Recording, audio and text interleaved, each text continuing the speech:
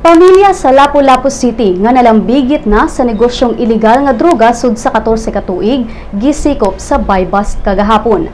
Ang operasyon gipahigayon sa sitio Ibabaw Agus, Barangay Agus, Lapu-Lapu City.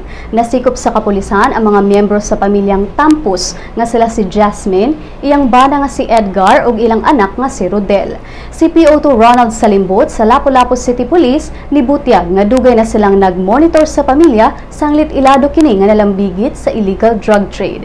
Sa interview sa DYAB, si Jasmine nitugan nga sukad pa sa tuig 2001 sila na maligya og illegal nga drogas. Nakuha gikan sa pamilyang Tampos ang mga paketeng shabu nga mobalor og 100,000 pesos.